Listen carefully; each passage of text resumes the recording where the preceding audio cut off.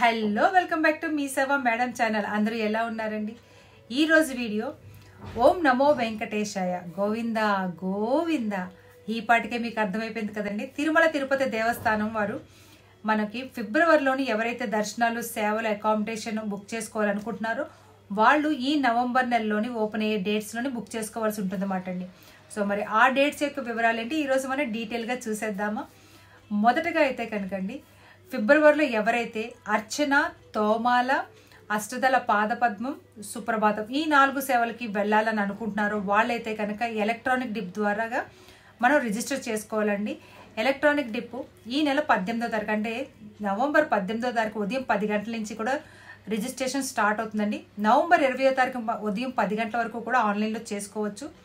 Results అయితే కనుక November 20వ తారీఖు మధ్యాహ్నము 12 గంటలకి మీరు ఏ ఫోన్ నెంబర్తో అయితే రిజిస్టర్ చేసుకున్నారో ఆ ఫోన్ నెంబర్కి మెసేజ్ వస్తుందండి.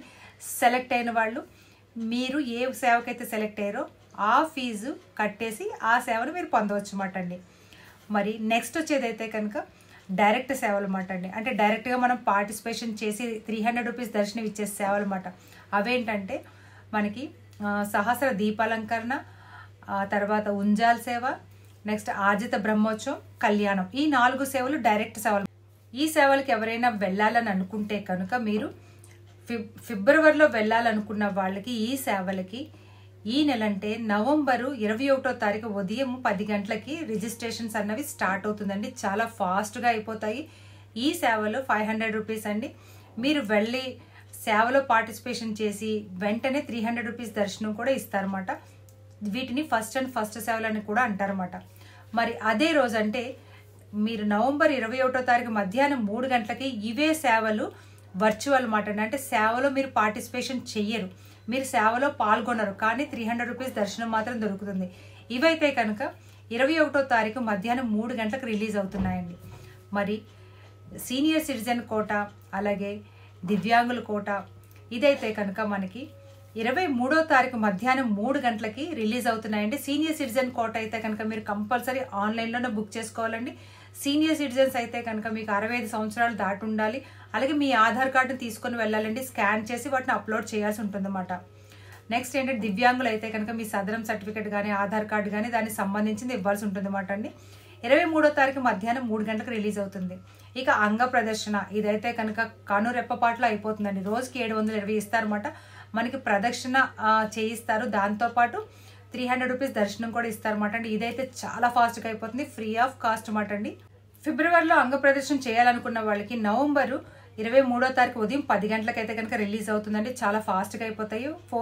ఒక ఫోన్ నెంబర్కి 2 మాత్రమే ఎలా అవుతారన్నమాట. ఇంకా అందరూ ఆసక్తిగా ఎదురు చూసేది 300 రూపీస్ దర్శనాలు అన్నమాట అండి.